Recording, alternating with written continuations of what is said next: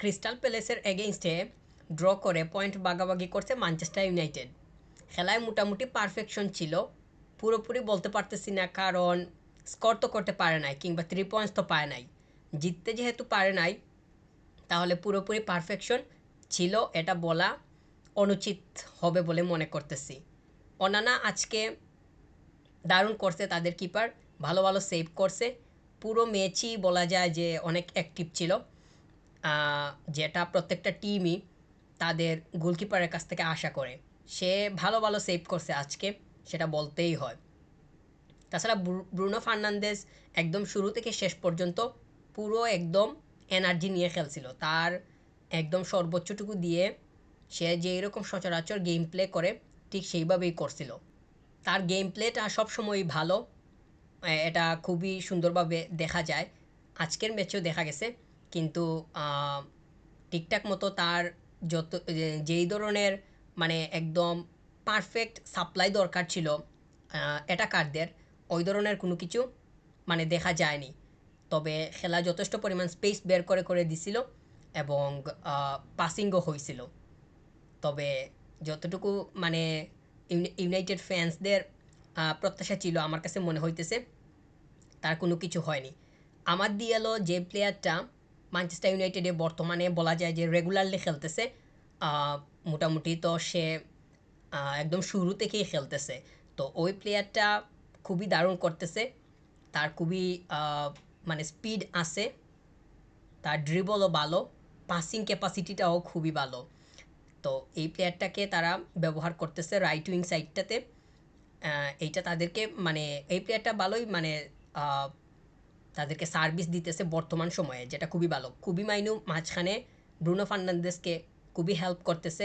তাছাড়া সাইডের প্লেয়ারদের সাথেও তার কানেক্টিভিটিটা খুবই ভালো। কিন্তু যদি এই ভালোটা কাজে লাগিয়ে পয়েন্টস বের করে না নেওয়া যায়, তাহলে সামনের দিকে গিয়ে ম্যানচেস্টার ইউনাইটেডের জন্য অনেক খারাপ দিন অপেক্ষা করতেছে। কারণ প্রিমিয়ার লিগ যদি তারা জিততে চায়, তাহলে পয়েন্টগুলা আদায় করে নেওয়াটা জরুরি। কারণ একদম শেষের দিকে গিয়ে পয়েন্টের কারণেই অনেকটাই পিছিয়ে পড়ে। তো আবার যদি টপ ফোরে না থাকতে পারে, তাহলে চ্যাম্পিয়ন্স লিগেও সিট কনফার্ম হবে না। তো এই বিষয়টাও মাথায় রেখে খেলা জরুরি। স্কোরিংটা ম্যাটার, 3 পয়েন্টসটাই দিন শেষে সব কিছুর পরেই ম্যাটার। আলেহান্দ্রো গার্নাচো আজকে ফুল ম্যাচটা খেলছে, ভালোই তার কাছ থেকে সব কিছুই দেখা গেছে। একদম শুরুতেই শ্যুট করছিল, ম্যাচের শুরুতেই গোলপোস্টে লেগে ফিরে আসছে, আনলাকি ছিল বলা যায়।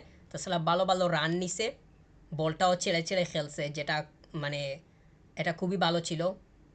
ম্যাচের শুরুর দিকে ডিলিক্টকে অনেক এনার্জেটিক মনে হয়েছে, অর্থাৎ ফার্স্ট হাফে তার যতটুকু এনার্জি ছিল মোটামুটি সব কিছুরই দেখা পাওয়া গেছে।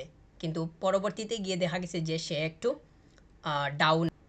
রাইট ব্যাকে মাজরাউই, সে খুবই সলিড ছিল। বলা যায় যে তাকে ব্যাঙ্গে ঢুকাটা ক্রিস্টাল প্যালেসের প্লেয়ার্সদের জন্য খুবই টাফ ছিল। মানে বলা যায় যে তাকে বিট করাটা তাদের জন্য কোনোভাবেই সহজ ছিল না। তাকে বিট করছে যে ওইভাবে, সেটাও বলার সুযোগ নেই। সে মানে ম্যানচেস্টার ইউনাইটেডের ডিফেন্স লাইনটা বর্তমান সময়ে খুবই ভালো। লিসান্দ্রো মার্টিনেসকে নিয়ে যদি আলাদাভাবে বলি, সে খুবই সলিডভাবেই একদম তার ইতিবাচকতা দেখিয়ে সব কিছুই ঠিকঠাক মতোই সামাল দিতেছে। তাকে মানে খুব বেশি তার উপরে ভরসা রাখা হইতেছে বর্তমান সময়ে। এরিক টেন হ্যাগ কিন্তু তারকে বলা যায় যে একদম স্বাধীনভাবে খেলার যে সুযোগটা, সেটা বর্তমানে দেখা যাইতেছে যে মানে তিনি দিতেছেন। সে ডিফেন্স লাইনটা ছেড়েও অনেকটা সময় মিডের উপরেও চলে আসে, মানে বলটা ট্যাকল করার জন্য বা ওইখানে খেলার জন্য। তো এই বিষয়টাও মানে আমার কাছে মনে হয় যে তাকে অনেক ফ্রুটফুলি খেলতে হেল্প করতেছে। তো যদি মানে সে তো ঠিকঠাক মতোই ওইখানে গিয়ে, অর্থাৎ সামনে গিয়েও আবার ব্যাক করে পেছনে এসে ডিফেন্সটা ঠিকঠাক মতো সামাল দিতে পারতেছে। তো এই বিষয়টাও মানে তার জন্য সে যদি এটা কন্টিনিউ ঠিকঠাক মতো করতে পারে, তাহলে অবশ্যই ভালো। কিন্তু এটা বেশি বেশি হয়ে গেলে আবার সমস্যা হওয়ার সম্ভাবনা থাকবে আর কি। এরিকসেন এবং জিরকজি এই দুইজনকে আজকের ম্যাচে ঠিকঠাক মনে হয়নি। ক্রিস্টাল প্যালেসের গোলকিপার হ্যান্ডারসন, সে খুবই দারুণ খেলছে। আহ, বড় বড় সেভ কিংবা ডেঞ্জারাস সেভও সে মানে ডেঞ্জারাস যত শ্যুট ছিল মোটামুটি বলা যায় যে সবগুলাই আটকে দিছে। তাছাড়া অনেক মানে কঠিন হেডগুলাও ছিল যেগুলা তাকে ফেস করতে হয়েছে এবং সে সেগুলা বাঁচিয়ে দিছে। অর্থাৎ বলা যায় যে গোলকিপারের তার যতটুকু করা দরকার ছিল আজকের ম্যাচে সে ততটুকু করছে। আর ততটুকু করছে বলেই কোনো গোল কনসিড করে নাই এবং তারা ১ পয়েন্ট নিয়ে মাঠ ছাড়তে পারছে। যেটা তাদের জন্য আমার কাছে মনে হয় যে অনেক স্বস্তির বিষয়। কারণ তারা আম ১ পয়েন্টটা পাইছে, এটা হয়তো ম্যানচেস্টার ইউনাইটেডের এগেইনস্টে তারা হয়তো ভাবতেছে যে এটা তাদের জন্য অনেক বেশি স্বস্তির বিষয় হইতে পারে। কিন্তু ম্যানচেস্টার ইউনাইটেড এভাবে ভাবতেছে বলে আমার কাছে মনে হচ্ছে না।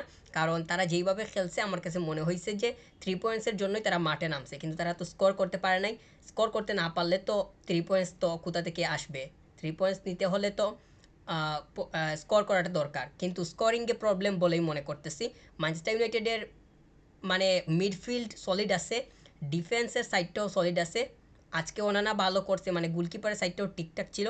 কিন্তু সামন গিয়ে কোনোভাবেই ঠিক ছিল না। আর ওইখান থেকেই স্কোর তো আসতে হবে। মানে স্কোরিং যারা করবে অ্যাটাক লাইনে যারা ছিল তাদের বেশিরভাগই আজকে বলা যায় যে আনলাকি ছিল। না হলে স্কোর হওয়ার সম্ভাবনা ছিল। মার্কাস রাশফোর্ড সে বেঞ্চ থেকে এসে কয়েকটা মিনিট খেলছিল। যদিও সেটা তার জন্য যথেষ্ট না। কারণ সে এসে ঠিকঠাক মতো আহ, মানে রান নেওয়ার নিতে না পারার আগেই সময়টা শেষ হওয়ার কুটায় চলে গেছে। তো আমার কাছে মনে হয় যে তার আরেকটু বেশি সময় দরকার ছিল। তবে আলেহান্দ্রো গার্নাচো সে যথেষ্ট পজিটিভ ছিল। ফুল ম্যাচই সে খেলছে। আমার কাছে মনে হয় যে সে হয়তো যেহেতু আজকের ম্যাচটা যথেষ্ট পজিটিভলি খেলতে পারছে, পরবর্তী ম্যাচ হয়তো তার স্টার্ট করার সম্ভাবনা থাকবে কিংবা তার খেলার মানে মিনিট পাওয়ার সম্ভাবনা থাকবে। আর আলেহান্দ্রো গার্নাচো তো তাদের একজন গুরুত্বপূর্ণ প্লেয়ার। ম্যানচেস্টার ইউনাইটেডের বর্তমান সময়ে যত গুরুত্বপূর্ণ প্লেয়ার আছে আমার কাছে মনে হয় যে গার্নাচো অন্যতম একজন। তো পরিশেষে বলতে চাই ম্যাচটা তো ড্র হয়ে গেল। Manchester United 0, crystal palace 0।